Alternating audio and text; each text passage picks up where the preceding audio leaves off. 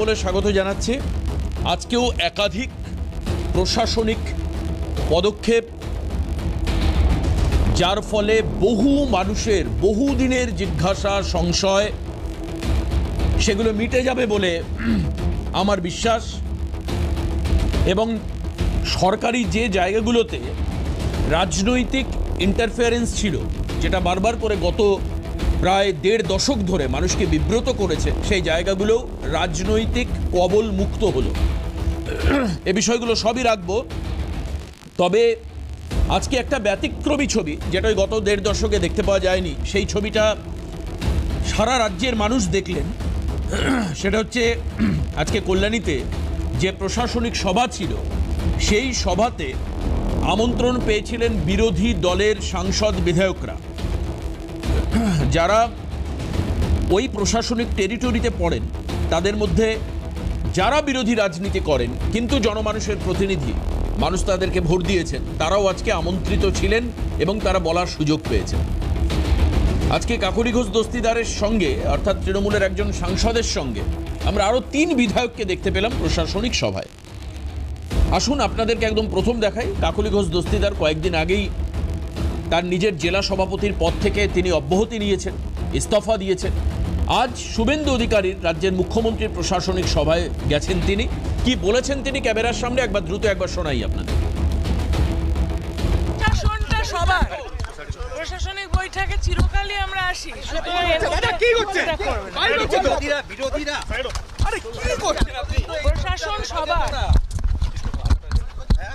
প্রশাসনটা সবার, প্রশাসনটা কোনো দলীয় কর্মসূচি নয়, প্রশাসনটা সবার। প্রশাসনিক বৈঠকে চিরকালই আমরা আসি।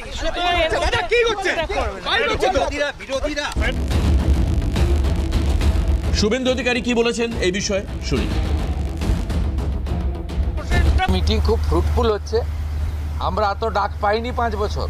আমি প্রথম দিন থেকেই বলেছিলাম প্রশাসনিক মিটিংয়ে আমরা সব এমএলএদের ডাকবো, আর বিশেষ বিশেষ এমপিদের ডাকবো। আজকে বিশেষ বিশেষ এমপিদের মধ্যে বারাসতের এমপিকে আমরা বিশেষ বিশেষভাবে ডেকেছিলাম, এসছেন উনি। যারা অনেক দিন পরে সত্য কথা বলছে তারাই বিশেষ বিশেষ সাংসদ। যারা বলছেন যে আপনারা আমাদের স্বাধীনতা পাইয়ে দিয়েছেন, যারা বলছেন যে এর কোনো ভবিষ্যৎ নেই, ফলতাতে যে চতুর্থ হয়েছে সে আর এক তো দূরের কথা, দুয়েই আসতে পারবে না, সামনে ভবিষ্যৎ দেখতে পাচ্ছে। আমি তো আপনাদের চ্যানেলেই দেখছিলাম বারাসতের সাংসদ কি বলছেন।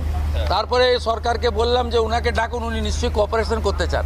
উনি আজকে বক্তৃতা করলেন, কোঅপারেশন করলেন, যাওয়ার সময় হ্যান্ডশেক করলেন, বলে এই প্রথমবার একটা ভালো মিটিং হলো। আমি এর আগে অনেক মিটিংয়ে যোগদান করেছি, বলতেই দেয় না। শুধু কাকলি ঘোষ দস্তিদার নয়, এর মধ্যেই তৃণমূলের বিভিন্ন মহলে মুখ খোলার একটা, আমি কি বলবো এটাকে, মুখ খোলার প্রতিযোগিতা শুরু হয়ে গেছে। আমরা এরকম বহু মানুষকে মুখ খুলতে দেখেছি। তার মধ্যে উলুবেড়িয়ার বিধায়ক একসময় বামপন্থী ছিলেন, তারপরে তিনি তৃণমূল কংগ্রেস করেছেন, এবার জিতেওছেন। কি বলছেন তিনি আসুন শোনাই একবার। ঋতব্রত ভট্টাচার্য কি বলছেন শুনি। বিরোধীকে বলতে দাও, বিরোধীকে বলতে দাও, তোমার ভুলের ফর্দ দিক।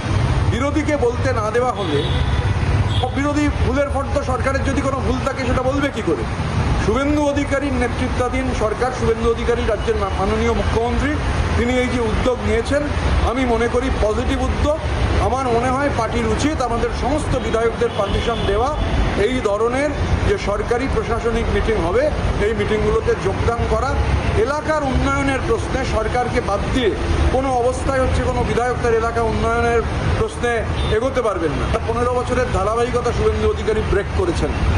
15 বছরে আমিও বিরোধী সাংসদ হিসাবে কখনো ডাক পাইনি, কিন্তু তৃণমূলের সাংসদ হিসাবে আমিও ডাক পেয়েছিলাম প্রশাসনিক মিটিংয়ে। তো বিরোধীদের না ডাকাটা স্বাস্থ্যকর নয়, বিরোধীদের না ডাকলে তার ফলাফল ভালো হয় না। মানে যুগে যুগে কালে কালে এই উদাহরণ রয়েছে, বিরোধীকে বলতে না দিলে বিরোধী শূন্য করার যে মানসিকতা, সেই মানসিকতা সুখকর নয়। স্বাভাবিকভাবে এই যে উদ্যোগ, মাননীয় মুখ্যমন্ত্রীর যে উদ্যোগ, আমি তাকে যেমন সাধুবাদ জানাই, আমাদের যে এরও সাধুবাদ জানাই। এবং আমার ধারণায় প্রশাসনিক মিটিং এরপর সব জায়গায় হবে। আমাদের বিধায়করা, আমার ব্যক্তিগত ধারণা, নিজেদের বিধানসভার স্বার্থে বিধায়করা এই মিটিংগুলোতে যোগদান করবেন। একটা ছোট্ট কথা বলে রাখি, না হলে একটা মিসকনসেপ্ট তৈরি হতে পারে। কাকলি ঘোষ দস্তিদার বা ঋতব্রত বাবু কেউই কিন্তু 4 তারিখের আগে মুখ খোলেন, এটা মাথায় রাখবেন। ঠিক 4 তারিখে ক্ষমতা পরিবর্তনের পর এরা একে একে মুখ খুলতে শুরু করেছে। তবে জনমানুষ মুখ খুলতে শুরু করেছেন আর তার প্রভাব দেখতে পাওয়া গেল কলকাতার রাজপথে। গতকাল রাতের বেলা প্রশান্ত বর্মন নামক যে বিতর্কিত ভিডিও ক্যামিলা হত্যাকাণ্ডের, যিনি মূল অভিযুক্ত, তাকে মদ্যপ অবস্থায় রাস্তায় পাওয়া গেল। তার ছবিটা আপনারা দেখতে পাচ্ছেন। এরপর পুলিশ তাকে গ্রেপ্তার করে। তো কি হয়েছে আমি পরে শোনাচ্ছি, কিন্তু দেখতে পাচ্ছেন প্রশান্ত বর্মন গ্রেপ্তার হলেন। এই গল্পটা আনবো, সাধারণ মানুষ তাকে ধরে দিলেন। কি হয়েছে একবার শোনাই আপনাদের, শুনুন। দেখুন খামটা দেখুন, খামছেন, এই যে চিনতে পাচ্ছেন, এই হচ্ছে প্রশান্ত বর্মন। সেই ভিডিওকে মনে পড়ছে, যে ভিডিও দুর্নীতিগ্রস্ত, সেই ভিডিও। ও ড্রিঙ্ক করে গাড়ি নিয়ে আসছিল মেয়েকি পাঞ্জাবের সামনে দিয়ে, এদের মুখে মাস্ক পড়ছে, লজ্জায় মুখে মাস্ক পড়ছে, ড্রিঙ্ক করে গাড়ি নিয়ে আসছিল। হ্যাঁ দেখুন খামটা দেখুন, খাম করে দিয়ে ড্রিঙ্ক করে যাচ্ছে। এই সেই ভিডিও প্রশান্ত বর্মন, সেই ভিডিও দুর্নীতিগ্রস্ত, ড্রিঙ্ক করে যাচ্ছে মেহকি পাঞ্জাবের সামনে দিয়ে। এই যে ধাক্কা, এই যে দেখুন কিভাবে ধাক্কা মেরেছে গাড়ি। এই সাইডে দেখলে বুঝতে পারবেন, এই যে সাইডে দেখুন, এই সাইডে দেখুন, এই সাইডে দেখলে বোঝা যাবে যে কত জোর ধাক্কাটা মেরেছে। আপনার গাড়িটা ছিল বলে এই যে দেখুন, এই যে খাম করে চলে যাচ্ছিল, খাম করে চলে যাচ্ছিল। এ ভাই আমার স্কুটির উপরে পড়ে চলে এসে। আমি পাবলিক, আমি পাবলিক। হ্যাঁ ভিডিও করো, হ্যাঁ করো।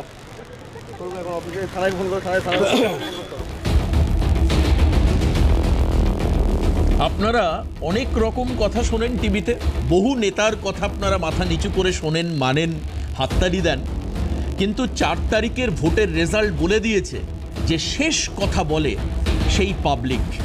আজকে যিনি ভিডিও করছিলেন তিনি বললেন তার পরিচয়, আমি পাবলিক, আমি ভিডিও করতে পারি। সোশ্যাল মিডিয়ায় ভিডিও করা নিয়ে নানান তর্ক বিতর্ক থাকে, তবে সত্যি যদি এই ধরনের সোশ্যাল মিডিয়া ভিডিওগ্রাফার থাকে তাহলে নিশ্চিতভাবে সমাজের একটা অন্ধকার দিকে আলো তো পড়বেই, এটা আমার স্থির বিশ্বাস। আর সেই কারণের জন্য আজকে প্যানেলে আমাদেরকে সময় দিয়েছেন গতকালকের সেই আমি পাবলিক, অর্থাৎ শাকিল আহমেদ আমাদের সঙ্গে রয়েছেন। শাকিলকে স্বাগত জানাই আজকের অনুষ্ঠানে। শাকিল, আপনি আমাদের অনুষ্ঠানে রয়েছেন, আর তার শাকিলের সঙ্গে আরও যারা আজকের আমাদের অনুষ্ঠানে রয়েছেন তাদেরকেও পরিচয় করিয়ে দিই। স্নেহায়ন সরকার বিজেপি মুখপাত্র আমাদের সঙ্গে রয়েছেন, স্নেহায়নকে স্বাগত। আমার সঙ্গে রয়েছেন জয়ন্ত কুমার আইচ, জাতীয় কংগ্রেস মুখপাত্র, আমি জয়ন্তবাবুকে স্বাগত জানাচ্ছি। অনিন্দ সিংহ রায়, তৃণমূল কংগ্রেসের সমর্থক, আমাদের অনলাইনে আমাদের সঙ্গে রয়েছেন। আমি শাকিলের কাছে প্রথম যাই। এই যে কালকে আপনি বারবার করে দুর্নীতিগ্রস্ত প্রশান্ত বর্মন বলেছেন, কিন্তু আমি একবার একটু এই জায়গায় সংযোজন করতে চাই, তিনি শুধুমাত্র এই নিয়োগের দুর্নীতির ঘটনায় অভিযুক্ত নন, তিনি একজন মার্ডারার হিসাবে অভিযুক্ত। সন্দীপ ক্যামিলা নামক একজন স্বর্ণ ব্যবসায়ী, তাকে খুন করবার অভিযোগ তার পরিবার করছে। শাকিল, আমি আপনাকে শোনাই যে তার হতভাগ্য স্ত্রী আজও কিন্তু বিচার পায়নি। আমি একবার আপনাদেরকে শোনানোর চেষ্টা করব যে সেই ক্যামিলা অর্থাৎ স্বর্ণ ব্যবসায়ী, তাকে প্রথমে অপহরণ করা হয়, থ্রেট করা হয় এবং পরবর্তীকালে খুন করা হয়। তিনি কি বলছেন, তার স্ত্রীর আজকে বক্তব্য নিয়েছে ক্যালকাটা নিউজ, অর্থাৎ আমরা কি বলছেন তিনি একবার শোনাই। আমি ধন্যবাদ জানাই অভিযুক্ত প্রশান্ত বর্মন গ্রেপ্তার হয়েছে। নতুন সরকারকে আমি আবেদন জানাচ্ছি তাকে যেন ফাঁসি হয়। বেল্টে মেরেছে, আর জুতাতে, আর লাঠিতে, আর বহুত কলবর করে মেরেছে। ও মেরেছিল নিয়ে গিয়ে তার বাড়িতে নিউ টাউনে গরু কি সোনা চুরি হয়, কিন্তু আমার স্বামী ও সোনা নিয়ে নি। ও শক্কর, সে তার বাড়ির সোনা চুরি করছিল। অলগা অলগা দোকানপত্র, বিভিন্ন রকম দোকানপত্র দিয়েছি, কিন্তু মোর স্বামী নাম কইছে, কিন্তু আমার স্বামী কিন্তু সোনা নেইনি, কিন্তু আমার স্বামী নাম বলেছে প্রশান্ত বর্মন মেরেছে। প্রশান্ত বর্মন নিজে বাড়ি থেকে এসে ধমকা চমকা করে গিয়েছিল। তারপরে ও ডাকলো যে তুই আয়, তোর কোন ফোনে সে কথা বললো আমার স্বামীর সঙ্গে যে তুই আয়, তোর কোন দোষ নেই দেখিমি। এই দোকানকে কইকি ডাকিলে, ডাকিবা পরে ସେଠି ଦୁକାନରୁ ଜବରଦସ୍ତି ଦୁଟିଆ ନୀଳବାତି ଗାଡ଼ିରୁ ଆସିକି ଗୋଟେ ଲାଲ ବାତି ଗୋଟେ ନୀଳବାତି କାର୍ର ଆସିକି ଜବରଦସ୍ତି ଦୁକାନରୁ ଉଠେ ନେଇକି ଯାଇକି ତାର ବାଡ଼ିতে মেরে ফেলেছে। সিসিটিভি ফুটেজও সবু আছে। আমি শাকিল আমাদের সঙ্গে রয়েছেন। শাকিল, আপনার কাছে যাব। এর মধ্যেই রাজ্য সরকার আরজি করের ফাইল খুলছে, এর মধ্যেই কামদুনির যারা নির্যাতিতা হয়েছিলেন তাদের পরিবার তাদের ফাইল খোলবার জন্য আবেদন করেছেন। আপনি জানবেন যে কালীগঞ্জের নির্বাচনের দিন মারা যাওয়া বোম বিস্ফোরণে তামান্না খাতুনের মা তিনি গতকাল কৃষ্ণনগরে এসপির সঙ্গে দেখা করেছেন, কিন্তু আপনি তো প্রশান্ত বর্মনের ফাইল নিজে খুলে দিলেন একজন পাবলিক হয়ে, আম পাবলিক হয়ে। কালকের ঘটনাটা কীরকম ছিল আমাকে একটু স্পেসিফিক্যালি একটা জায়গায় একটু বলুন শাকিল। আপনি যখন ভিডিও করছিলেন আপনি বলেছেন, আমি শুনেছি সোশ্যাল মিডিয়ায়, যে একটা নিজে ভিডিও করেছিলাম, এরপর আমি চিনতে পারি, এরপর আমি ফেসবুক লাইভে আসি। আমরা লাইভে যেটুকু অংশ দেখতে পেয়েছি তাতে উনি যথেষ্ট ডেসপারেটলি আপনার সাথে বিহেভ করছেন, আপনাকে কিছু নোংরা ভাষায় গালিগালাজ করেছেন, আপনার উপরে কিছু অ্যাডামেন্সে দেখিয়েছেন। কিরকম ছিল গতকাল এই অভিযুক্ত খুনের ঘটনায় অভিযুক্ত, নট দুর্নীতি শুধু, খুনের ঘটনায় অভিযুক্ত এক আসামি, তার অ্যাটিটিউড কেমন ছিল আপনার থেকে জানবো একটু প্রথম।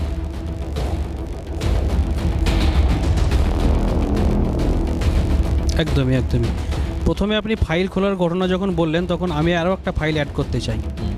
আমার নাম শাকিল, আমার এক ভাই নিউ টাউন আলিয়া বিশ্ববিদ্যালয়ের সামনে গাড়ি চাপা পড়ে মারা যায়, তারও নাম শাকিল।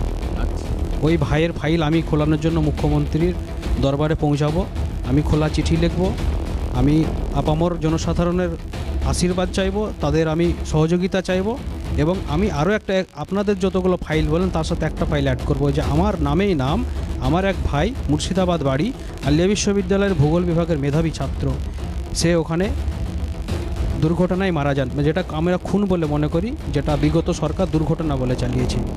এবং আপনি যেটা বলেন কালকে যে ঘটনাটা ঘটেছিল যেটা বলছেন আপনি, কালকে আপনারা লাইভে যতটুকু দেখেছেন, তো লাইভটা আমি আরও কন্টিনিউ করতে পারতাম, আমার মোবাইলে চার্জ না থাকায় আমি পুরোটা কন্টিনিউ করতে পারিনি। শেষের একটি ভিডিও আছে, সেখানে দেখলে বুঝতে পারবেন যে আপনারা যাকে বলছেন না খুনি, আমি তো তাকে বলেছি যে ও দুর্নীতিগ্রস্ত, শূন্য পাওয়া ভিডিও। আর সবথেকে বড় ব্যাপার হচ্ছে যে ওনার অধ্যত্ব, ওনার অহংকার, ওনার চরিত্র, এগুলো কোনোদিনই কোনো ভিডিওর কোনো একজন পশ্চিমবাংলার কোনো আমলার এগুলো ব্যবহারে বা চরিত্র এটা হতে পারে না। আমাকে কোনো দিক থেকে মনে হয়নি যে উনি একজন ভিডিও। ওনার মধ্যে সেই ন্যূনতম সেই সভ্য, সেই ন্যূনতম ওনার মধ্যে সেই ডিগনিটিবোধটুকু নাই যে রাস্তার যে কোনো মানুষ যদি ওনার সঙ্গে কথা বলেন তো কোনো কেউ ভাববেন না যে উনি একজন ভিডিও। ওনাকে এইভাবেই মানুষ ওনাকে ভাববেন যে উনি একজন হচ্ছে যে কালপিট, উনি একজন গুন্ডা, উনি একজন হচ্ছে যে কি বলবো, যে এর থেকে আরও যত ভাষা ব্যবহার করা যায় ওনার জন্য সেগুলোই প্রযোজ্য। আপনি আমাকে বুঝতে পেরেছিলেন যে উনি মদ্যপ ছিলেন, এবং আমরা আপনার ভিডিওতেই দেখছিলাম যে পুলিশ যখন ওকে অ্যালকোহল টেস্ট করতে যাচ্ছ কিছুতেই রাজি হচ্ছে না অ্যালকোহলিক টেস্টের জন্য। একদম একদম একদম উনি উনি উনি ওই জায়গাতেই উনি ভয় পেয়েছিলেন। উনি সুযোগ খুঁজেছিলেন যে আমি যদি ওনার গাড়ির সামনে যদি স্কুটিটা না লাগিয়ে রাখতাম উনি বেরিয়ে চলে যেতেন, উনি সিগন্যাল মানতেন না। উনি এমন একটা বেকায়দায় পড়েছিলেন যে উনি পথ খুঁজছিলেন কিন্তু পথ খুঁজে পাননি। আমি পথের কাটা হয়েছিলাম ওনার আমি। হ্যাঁ, তো কি বলবো যে উনি, শোনা যাচ্ছে আমার কথা? হ্যাঁ শোনা যাচ্ছে, পরিষ্কার শুনতে পাচ্ছি, বলুন। হ্যাঁ হ্যাঁ, তো উনি আমাকে অনেক থ্রেট করেছেন। আমি ওনার থ্রেট আমি ভয় পাইনি, এখনও ভয় পাচ্ছি না।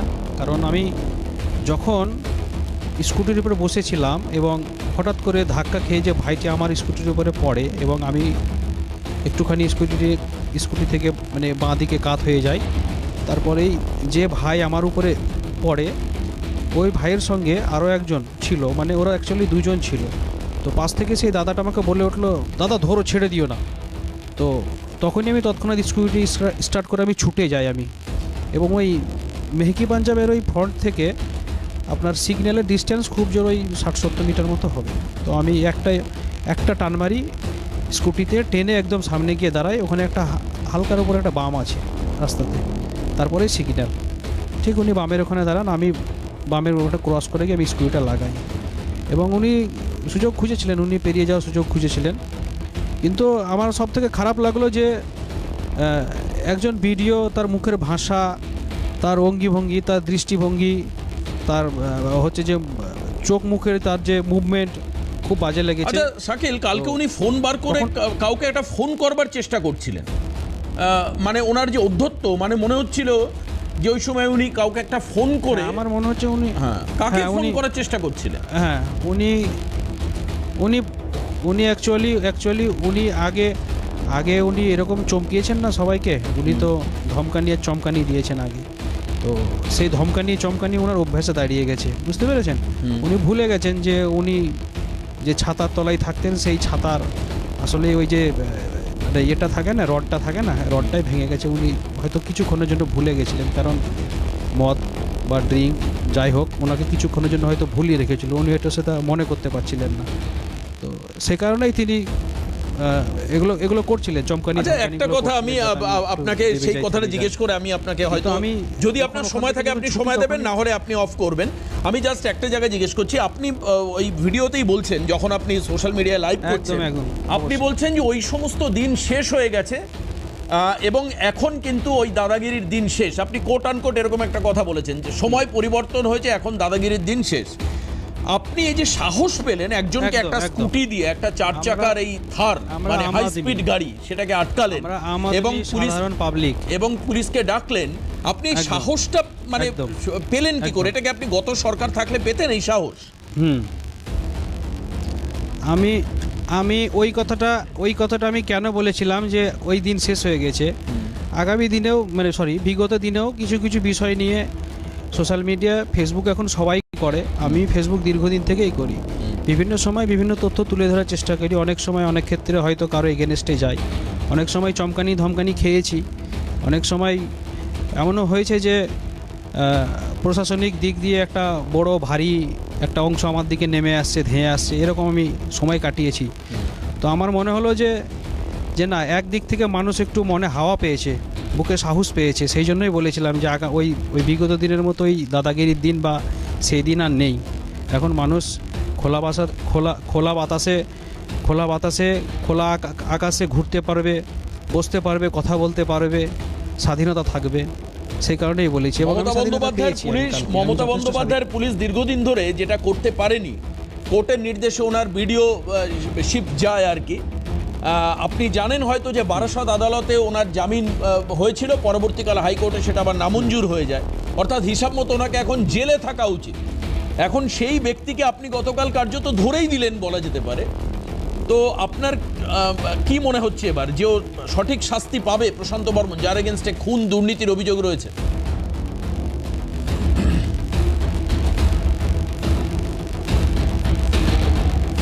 দেখুন, আমরা যারা সাধারণ মানুষ, আমরা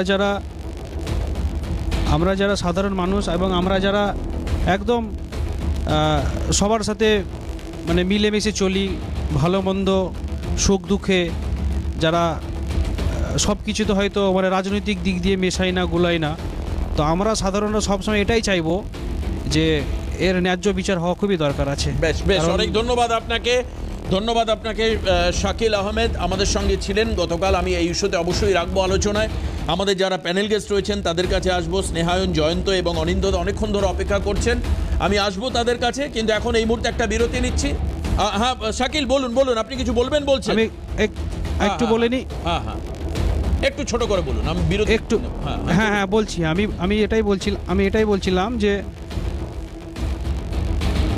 হ্যাঁ, আপনি যেটা বললেন না যে আগের আর বর্তমানে যে বিষয়টা বললেন না, তো এক্ষেত্রে আমি এটাই বলবো যে হ্যাঁ, মানুষ হাওয়া বাতাস পেয়েছে, যে কারণে দিদি না থাকলেও মানুষকে, গোটা বাংলার মানুষজনকে আমি জানাতে চাই, দিদি নেই তো কি হয়েছে, দাদা আছে, খোলা বাতাসে থাকো, খোলা মনে থাকো। বেশ, অনেক ধন্যবাদ আপনাকে। আমি একটা বিরতি নেব, বিরতির পর ফিরে আসব, অবশ্যই বিষয়গুলো নিয়ে আলোচনা টেবিলে রাখবো, সঙ্গে থাকবো। সত্যি মনে হচ্ছে প্রধানমন্ত্রীর এই বক্তব্য 100% ঠিক, যে ভয় আউট ভরসাই। আজকে একজন সাধারণ মানুষ অপরাধীর সামনে রুখে দাঁড়াচ্ছে, মানে প্রতিবাদ করছে, এবং সে জানে যে এই সময় সরকার এবং পুলিশ তাকে সাহায্য করবে, এই ভরসাটাই তো বিরাট ব্যাপার। আপনার অভিমন্যু গৌড়ের কথা মনে আছে? 2016 সালে বায়ুসেনার একজন জওয়ান তিনি ওই প্রজাতন্ত্র দিবসের আগে ময়দানে ওদের যে কুচকাওয়াজের যে প্রস্তুতি হচ্ছিল সেখানে সকালবেলা উনি প্রস্তুতিতে উনিও সামিল ছিলেন। তৃণমূল ঘনিষ্ঠ একজন ব্যবসায়ীর ছেলে, একদম রাত ভোর তিনি পার্টি করেছেন, করে তিনি দ্রুত গতির গাড়ি নিয়ে ছুটে এলেন, একের পর এক ব্যারিকেড, পুলিশের ব্যারিকেড পেরিয়ে তিনি গিয়ে মারলেন অভিমন্যু গৌড়কে। অভিমন্যু গৌড় একজন বায়ুসেনার জওয়ান, সেখানেই প্রাণ হারালেন সেই গাড়ির ধাক্কায়। আসলে দিনের পর দিন এই যে তৃণমূল ঘনিষ্ঠ ব্যবসায়ী, তৃণমূলের নেতা, তৃণমূলের মন্ত্রী, এদের ছেলে পেলেরা, এই যে আজকে ভিডিও আজকে যে শাকিল বাবু যে কথাটা বলছেন যে ও ফোন করছে কেন? ও এখনো ভাবছে যে 4 তারিখের আগের সেই সরকার আছে, সেই পুলিশ আছে, সেই প্রশাসন আছে, ফোন করলে মাথার ওপর তারা ছাতা দিয়ে দেবে, তাকে প্রোটেকশন দিয়ে দেবে। শাকিল বাবুর ভাষায় বলি, ওই ছাতার ডান্ডা ভেঙে গেছে। আজকে ছাতা অপরাধীদের মাথার ওপর নেই।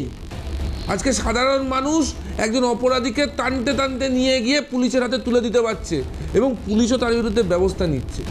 আজকে ভাবুন তো, এই মানুষটাকে যদি আজকে পুলিশ কোর্টে নিয়ে গিয়ে বেল করিয়ে ছেড়ে দিত, তাহলে শাকিল বাবুর নিরাপত্তা কোথায় হতো? মানে জাস্ট ড্রিঙ্ক অ্যান্ড ড্রাইভের কেস দিয়ে হয়তো। এক্স্যাক্টলি, পুলিশ যে তার বিরুদ্ধে ব্যবস্থা নিয়েছে, তাই জন্য আজকে এই মানুষগুলো ভরসা পেয়েছে। আজকে আমাদের বিরুদ্ধে অভিযোগ ওঠে আমরা নাকি সাম্প্রদায়িক। ঠিক আছে, শাকিল বাবু একজন মাইনরিটি সম্প্রদায়ের মানুষ, তিনি বলছেন দিদি গেছে তো কি হয়েছে, দাদা আছে। একদম বিষয়টা দাদার না, বিষয়টা সরকারের, বিষয়টা প্রশাসনের। প্রশাসন সেই ভরসাটা দিয়েছেন। আমাদের মাননীয় মুখ্যমন্ত্রী শুভেন্দু অধিকারী প্রথম দিন বলেছেন যে পুলিশ এবং প্রশাসন নিরপেক্ষভাবে কাজ করবে। আজকে আমি ছোট্ট করে যখন স্নেহান বলছেন, আজকে মুখ্যমন্ত্রীর ছোট্ট একটা বক্তব্য শুনিয়ে দিই, আপনাদের ভালো লাগবে শুনতে, শুনুন।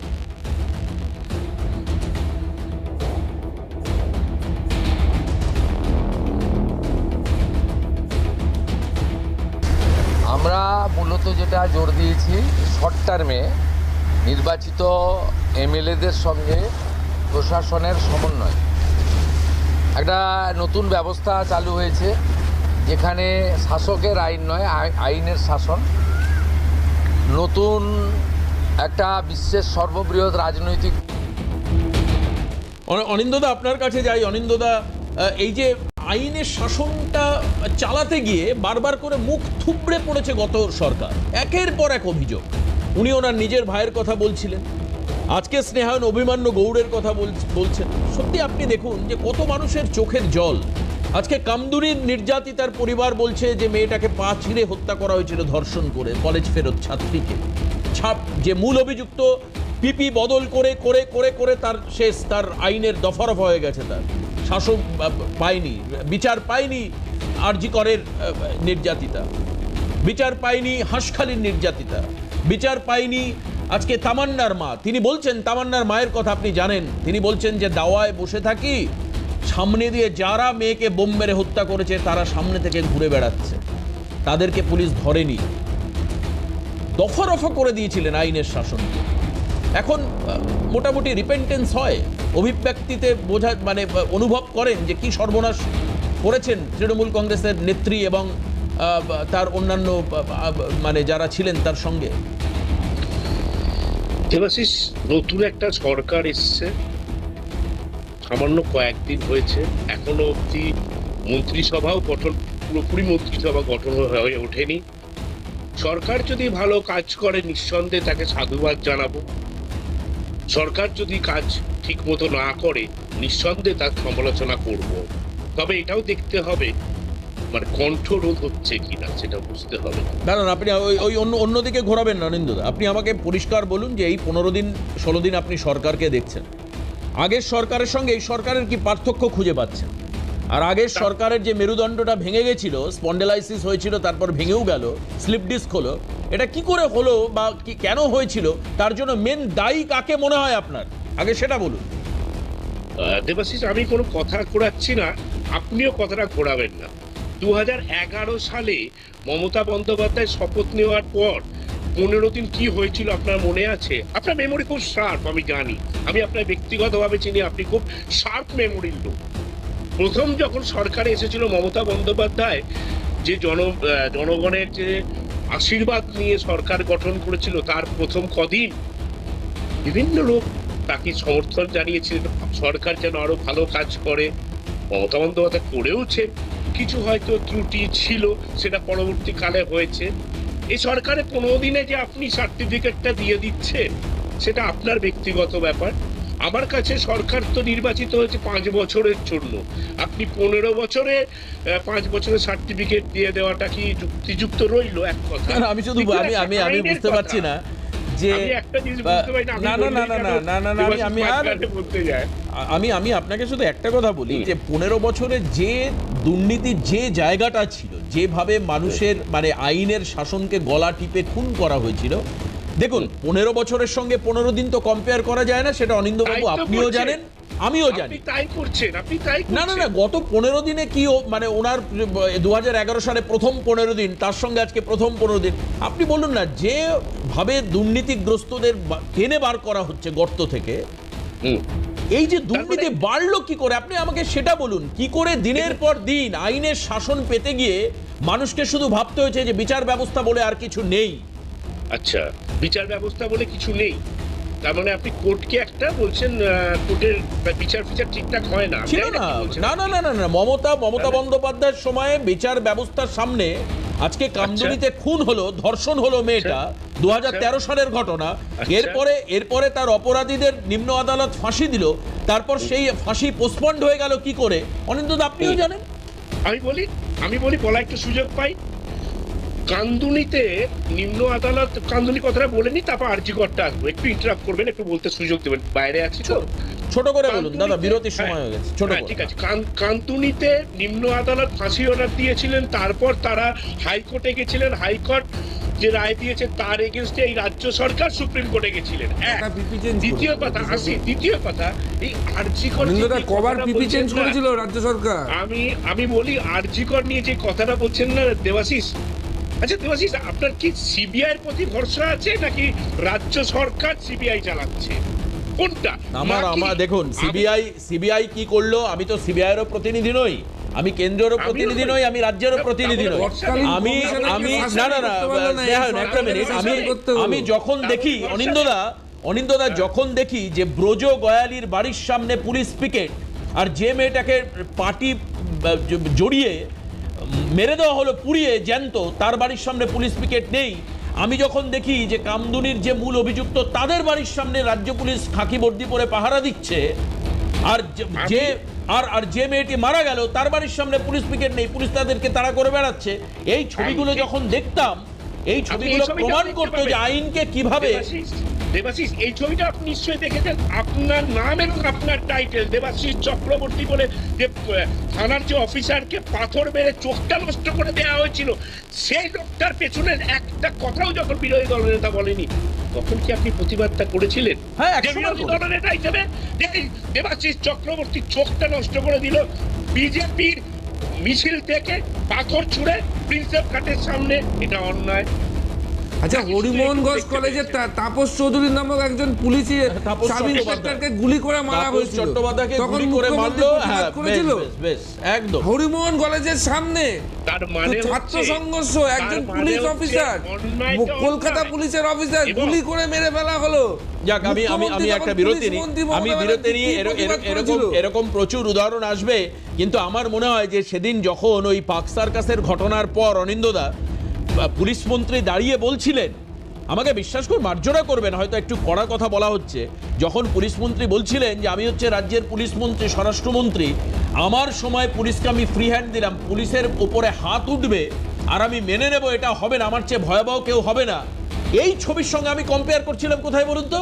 হাওড়ায় এক পুলিশ কর্মী, তার পেছনে উড়ন্ত লুঙ্গি লাথি মারছে, উড়ন্ত লুঙ্গি পুলিশকে লাথি মারছে, হাওড়ার ঘটনা, উড়ন্ত লুঙ্গি।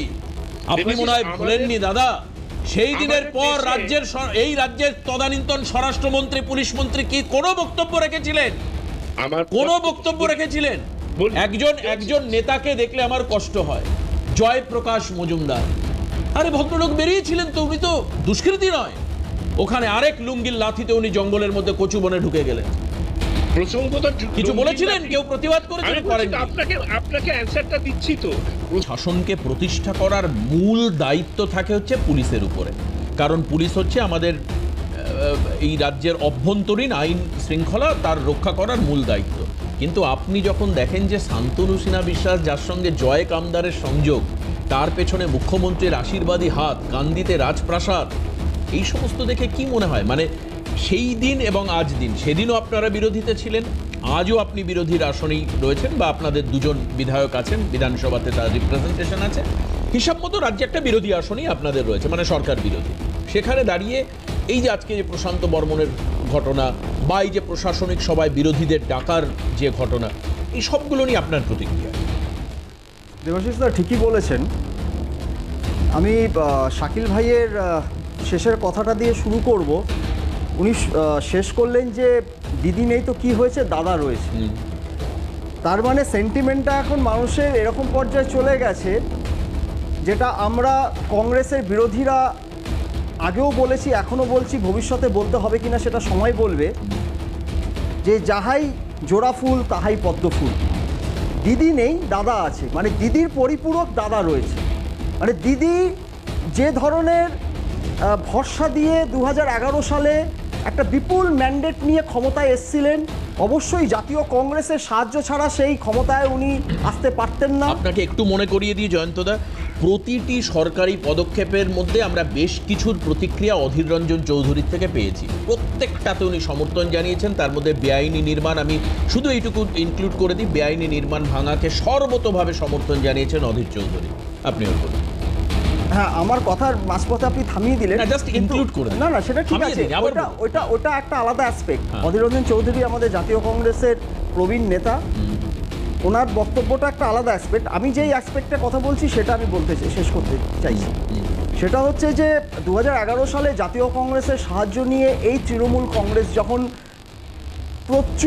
প্রবল ম্যান্ডেট নিয়ে, অ্যাবসলিউট ম্যান্ডেট নিয়ে যখন ক্ষমতায় এসেছিলেন, তখন তৃণমূল কংগ্রেস আর জাতীয় কংগ্রেসের কম্বাইন্ড বিধানসভায় আসন সংখ্যা 200-র ওপরে ছিল, 214টা সিট ছিল। সেই জায়গায় দাঁড়িয়ে পরবর্তীকালে আমরা 224টা সিট ছিল। পরবর্তীকালে আমরা কি দেখলাম, 6 মাসের মধ্যে উনি জাতীয় কংগ্রেসের পিঠে ছুরি মারলেন।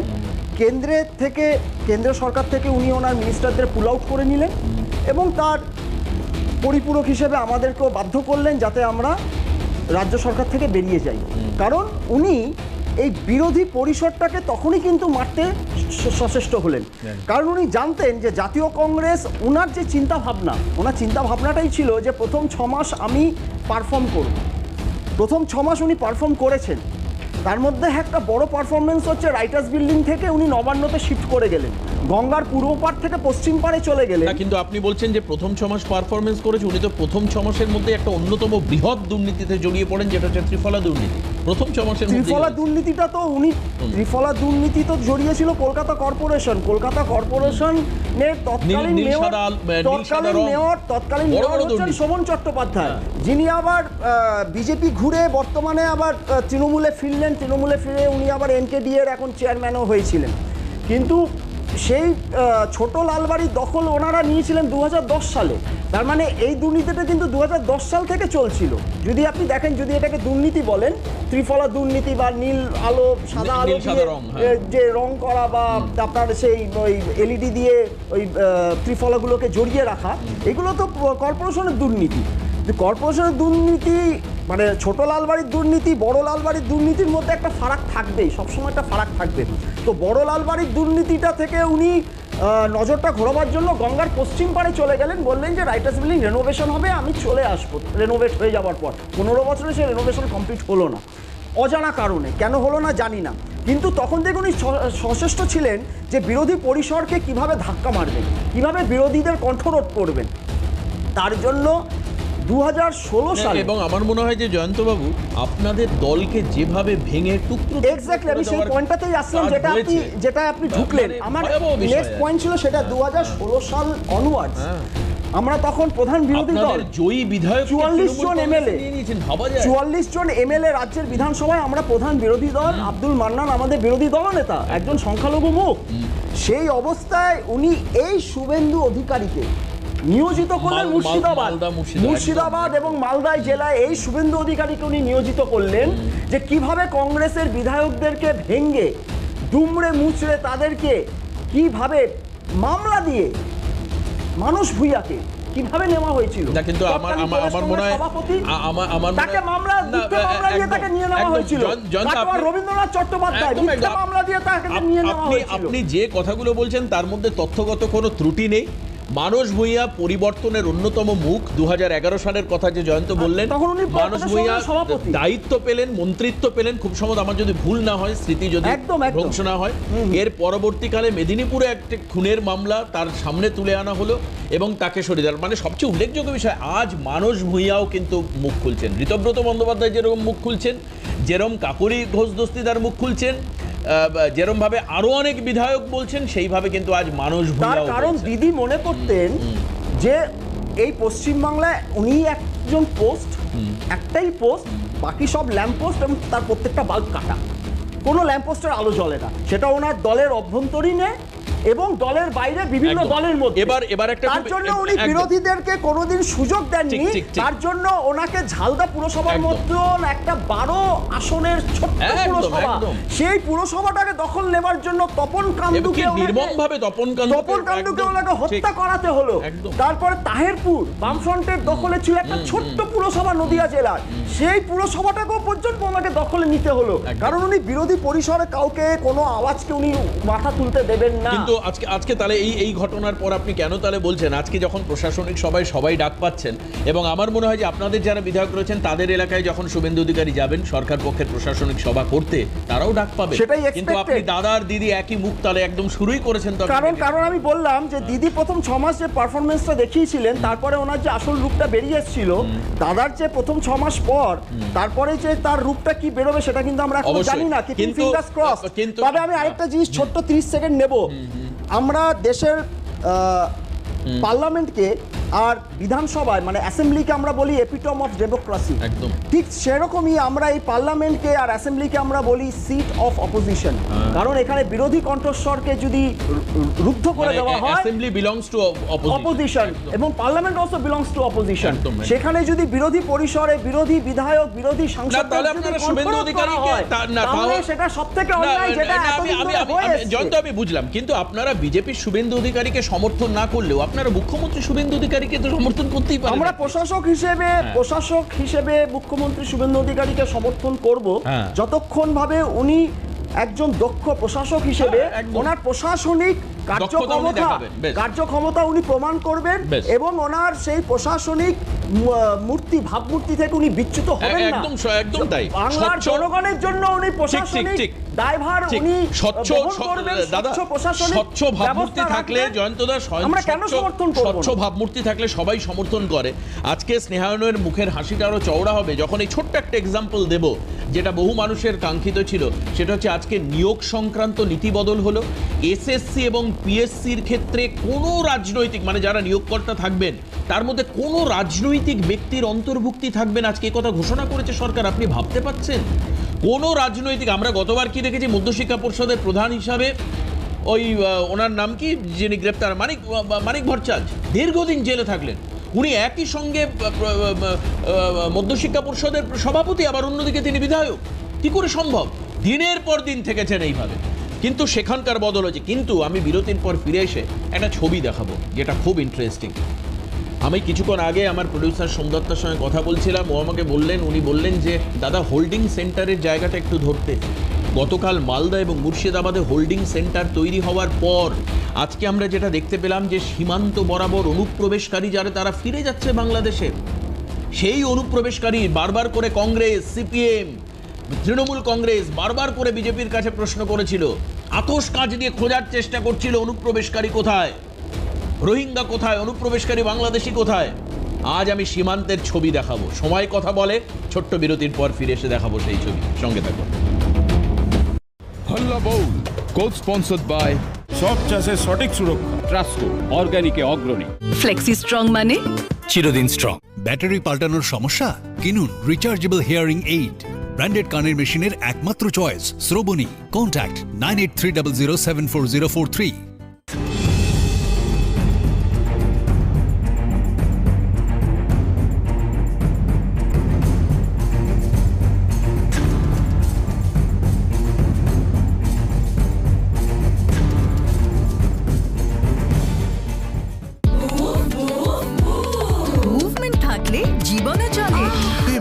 শীতের মাঝে যদি কোমর ব্যথা শুরু হয়, তখন মুভ পেইন রিলিফ। মুভের উষ্ণতা ব্যথা বেদনা ও ফোলাভাব চটপট দূর করে, আর মুভমেন্ট আবার শুরু। হাসি খুশি মুভ রাখা মানে মুভমেন্ট থাকা। শুনলাম আপনি নাকি বাড়ি বানাচ্ছেন? হ্যাঁ, এই তো ৮০-৯০ বাড়ি কিন্তু বানানোর কয়েক মাসের মধ্যেই ড্যাম্পে ভুগতে শুরু করে। আর ড্যাম বারবার ফিরে আসে, মানে বারবার রিপেয়ার আর খরচ। তাহলে উপায়? বাড়ি বানানোর শুরুতেই শ্যাম স্টিলের স্টার্ট ফ্লেক্স ওয়াটারপ্রুফিং সলিউশন। জল ঢুকতেই দেয় না, ড্যাম্প পড়তেই দেয় না। হল্লা বউল কোচ স্পন্সর্ড বাই সব চাষের সঠিক সুরক্ষা ট্রাস্কো অর্গানিকে অগ্রণী। ফ্লেক্সি স্ট্রং মানে চিরদিন স্ট্রং। দেখুন, এবার কিছু ছবি দেখাই উত্তর ২৪ পরগনা এবং বাংলাদেশের সীমান্তবর্তী এলাকা, এবং আমার কাছে খবর আছে বিভিন্ন জায়গায় সীমান্ত বরাবর প্রায় ৩,০০০ কিলোমিটার বর্ডার ভারতের সঙ্গে বাংলাদেশের, প্রত্যেকটি জায়গায় এদের ভিড়। আচ্ছা, এই যে ছবিগুলো দেখে মনে হতে পারে যে এরা ঘুরতে এসেছিলেন, ফেরত যাচ্ছেন। সত্যি কি তাই? এরপরে অনিন্দদা প্রশ্ন তুলবেন, এর প্রুফ আছে কি আছে, কি বলছেন এরা একবার শুনি। আমাদের বুমের সামনে, ক্যামেরার সামনে কি বলেছেন শুনবো। কি কত বছর আগে গিয়েছিলে? বেশি না, মানে ৫-৬ বছর আগে। কোনো কাগজপত্র আছে? নেই না? হ্যাঁ, এখন রিটার্ন সরকার যখন ঘোষণা দিচ্ছে ওই জন্য এসছে এখানে, এখন গিয়ে রিটার্ন যাচ্ছে লোকজন। দেখতেন কি কাজ করতে? বাসন মাজা কাজ করতে। বাসন মাজা কাজ করতে। কতদিন আগে আসছিলেন? ২-৩ মাস। ২-৩ মাস আগে? এখন এখানে আসছেন কি উদ্দেশ্যে? কি এখন আমাদের থাকতে দিচ্ছে না, আমরা চলে এসেছি। রঙের কাজ করতাম, ওই জঙ্গল সরকারের কাজ করতাম। কত বছর আগে আসছিলেন? এই ধরো ১ বছর হয়ে গেছে। কি যাচ্ছেন কেন? এখন ফিরে যাচ্ছি, ওই যে সরকার আর কি দেশের মানুষ দেশে চলে যাও। সরকার স্ট্রং থাকলে না অনিন্দদা অনেক কিছু হয়। সরকারের যদি মেরুদণ্ড থাকে অনেক কিছু হয়, আর যদি মেরুদণ্ডহীন সরকার হয় তাকে ওই জুনিয়র ডাক্তাররা মেরুদণ্ড দিয়েও সেই মেরুদণ্ড সোজা করা যায় না দাদা। স্পাইনাল কর্ডের অপারেশন সম্ভব, খুব সিরিয়াস অপারেশন, সেটা সম্ভব হয়নি গত ১৫ বছরে। দেখতে পেলেন কারা কেন এসেছিলেন, কেন ফিরে যাচ্ছেন? দেবাশিস, আমি পুরো যে আপনার যে দেখালেন সেগুলো দেখে এবার দু একটা কথা বলি। একদম ঠিক বলেছেন, সরকারের মেরুদণ্ড সোজা থাকা দরকার। ঠিক সরকারের যেমন মেরুদণ্ড সোজা থাকা দরকার, সংবাদ মাধ্যমের মেরুদণ্ড যেন সোজা থাকে, কারণ তারা তো গণতন্ত্রের ৪র্থ স্থানে রয়েছে। এই যে ফটো আপনি দেখালেন, বিশ্বাসযোগ্যতা মাঝে মাঝে আমাদের হারিয়ে যায়। কেন জানেন তো? আমাদের মতো সাধারণ মানুষরা, যারা কিছুদিন আগে আমরা অপারেশন সিঁদুরে দেখেছিলাম যে করাচি এবং লাহোর দখল হয়ে গেছে, ভারত দখল করে নিয়েছে। আমি ভেবেছিলাম এই ছবির সত্যতা নিয়ে আপনি প্রশ্ন, কার সঙ্গে কার তুলনা করছেন? এই হলো চিন্তাটা, কার সঙ্গে কার তুলনা করছেন আমি বুঝতে পারছি না। এই যে আমার তো আজকে মনে হচ্ছে বিজেপির যে ভয়াবহ অভিযোগটা ছিল, আমি যাকে মান্যতা দিইনি কখনো, আজকে আমার সেটাকে তার পক্ষে কথা বলতে হবে। বিজেপির একাধিক কেস এখানে এসে বলেছে আপনারা হচ্ছে জাতীয়তা বিরোধী। আরে বলতে দিন। এই যে আমরা দেখেছি, আমি পার্সোনালি ভেবেছিলাম যে আমরা লাহোরি কাবাব খেতে যাব, কিন্তু পরে দেখেছিলাম এই সম্পূর্ণ মিথ্যে।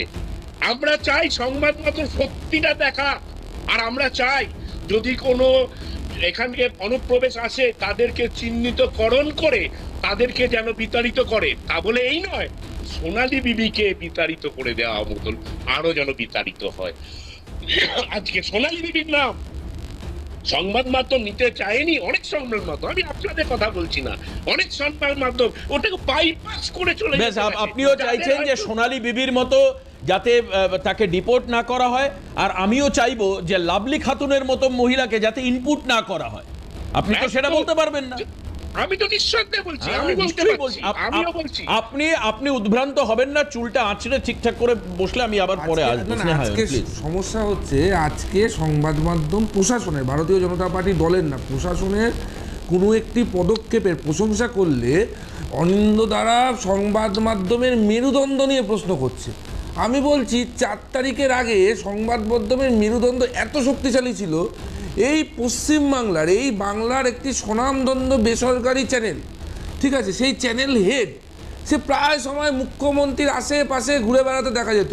৪ তারিখ হলো, 5 তারিখ শোনা যাচ্ছে সে নাকি রিজাইন দিয়ে অন্য রাজ্যে চলে গেছে।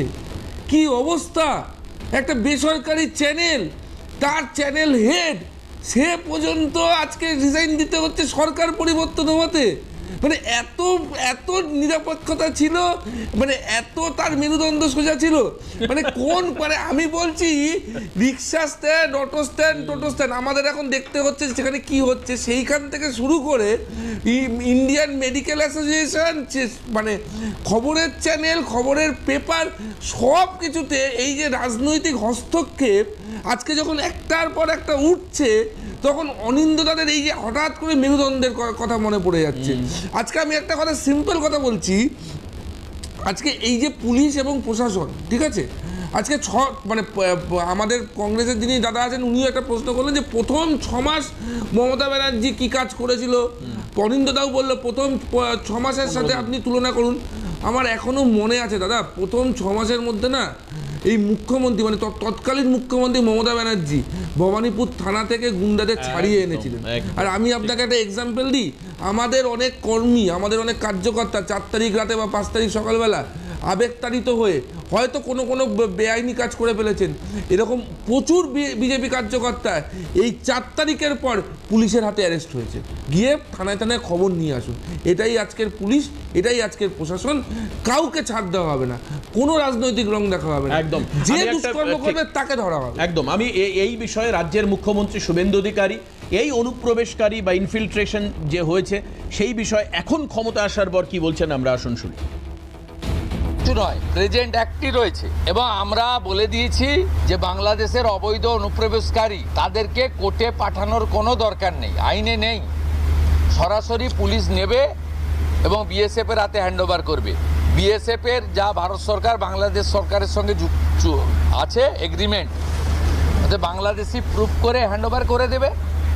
আমাদের জেলে 3 মাস, 6 মাস, 2 বছর রেখে আপনার চাল, আপনার ডাল, আপনার তেল, আপনার মাছ, আপনার ডিম, আপনার কাপড়, আপনার মেডিসিন ওদেরকে দেব কেন? এটা তো ভারতীয়দেরই ক্ষতি হচ্ছে, আমাদের রাজ্যেরই ক্ষতি হচ্ছে। সেই জন্য আইনটা এতদিন ছিল ভোট ব্যাংকের স্বার্থে কেউ বা কারা ব্যবহার করেনি। আমরা ভোট ব্যাংকের বাইরে গিয়ে দেশের স্বার্থে, রাজ্যের স্বার্থে এই আইন কার্যকর করছি। জলদি জলদি ভাগো, জলদি জলদি ভাগো, নেই তো जो करना है सरकार करेगा। মানে অনুপ্রবেশকারীদের সম্পর্কে জিরো টলারেন্স নিচ্ছে সেন্ট্রাল গভর্নমেন্ট এবং as well as Bengal government, পশ্চিমবঙ্গ সরকার জিরো টলারেন্স। আপনাদেরকে একটু আগে বলছিলাম মালদা, মুর্শিদাবাদে অলরেডি হোল্ডিং সেন্টার তৈরি করা হয়েছে। এবার আপনি আমায় বলতে পারেন হোল্ডিং সেন্টার কি অনেকটা ঠিক কোভিড আমলে চলে যান, কোয়ারেন্টাইন সেন্টারের মতো, যেখানে বাংলাদেশিদের ধরা হবে, রাখা হবে, পরিষ্কার সেখানে ডিপোজিট রাখা হবে, বিএসএফ বিডিআর কথা বলবে, তাদেরকে ডিপোর্ট করা হবে, একদম পরিষ্কার ডিপোর্টের সিস্টেম। আমি জয়ন্তর কাছে আসবো। জয়ন্ত, এই সিদ্ধান্তকে কিভাবে দেখছেন আপনি? সিদ্ধান্তটা খুবই ভালো সিদ্ধান্ত, কিন্তু এখানে একটা ছোট্ট প্রশ্ন থেকে যায়। প্রশ্নটা হচ্ছে যে আমাদের দেশের সীমান্ত রক্ষার দায়িত্বে হচ্ছে বর্ডার সিকিউরিটি ফোর্স, বিএসএফ। আমরা জানি বাংলাদেশের সঙ্গে পশ্চিমবাংলার একটা বিস্তীর্ণ সীমানা অসুরক্ষিত, অরক্ষিত অবস্থায় ছিল, কারণ সেখানে কাঁটাতারের বেড়া ছিল না। জমি দেব কি দেব না, নেব কি নেব না, একটা অনুরাগের ছোঁয়া নিয়ে কোনো সমস্যা ছিল না। দেওয়া নিয়ে এক মিনিট ওই অনুরাগের ছোঁয়া, অনুরাগের বিশ্বাস, এরকম একটা চাপানুতর চলছিল। না না বলছি, আমাকে বলতে দিতে হবে তো, আরে আমাকে বলতে দিতে হবে। সেই সময় অনুপ্রবেশ আমাকে ছিল, এটা স্বীকার করেননি। আজকে স্বীকার করেন অনুপ্রবেশকারী ছিল পশ্চিমবাংলায়, ব্যাপারটা এরকম হয়ে গেল। স্বীকার করেন, আমি তো কিছু বললামই না এখনো। স্বীকার করেন অনুপ্রবেশকারী ছিল, এখন স্বীকার করতে হবে। আচ্ছা, হাতে আর সময় নেই, কিন্তু হাতে আর একদম সময় নেই। আচ্ছা আচ্ছা, হাতে আর সময় নেই। আচ্ছা, শেষ করবো। আমি ধন্যবাদ জানাবো অনিন্দ্যদাকে, অনিন্দ্যদা, স্নেহায়ন এবং জয়ন্তকে ধন্যবাদ। প্লিজ প্লিজ প্লিজ শেষ করবো আজকের অনুষ্ঠান। তবে মুম্বাই হামলার সময় আমি ভেবেছিলাম যে অনুপ্রবেশ কেন হচ্ছে, বিএসএফকে উত্তর চাইবে জয়ন্ত, কিন্তু যাই হোক সেই উত্তর চাননি জয়ন্ত। কিন্তু আমার আজকে যেন খচখচ করছে ওই মুম্বাইয়ের হামলাটা কি করে হলো, পাকিস্তান থেকে কি করে জঙ্গিরা ভারতে ঢুকে গিয়েছিল, তার উত্তর তাহলে সেই সময় তদানীন্তন দিল্লিতে বসে থাকা সরকারকে দিতে হবে। তো কাজে যাই হোক, অনুপ্রবেশটা প্রত্যেকের জন্য থ্রেট, যে সরকারই থাকুন অনুপ্রবেশ হয়ই, কারণ সেটা চুরি করে হয়, নজরের আড়াল থেকে হয়। আজকে আসুন এখানে শেষ করি। অনুপ্রবেশকারীদের বিরুদ্ধে ব্যবস্থা আরও কড়া থেকে কড়াতর নেবে সরকার, পরিষ্কার এটা। স্নেহায়নকে, সঙ্গে অনিন্দদাকে এবং জয়ন্তদাকে প্রত্যেককে ধন্যবাদ জানিয়ে আজকের এই অনুষ্ঠান শেষ করছি। সবাই ভালো থাকবেন, সুস্থ থাকবেন। নমস্কার।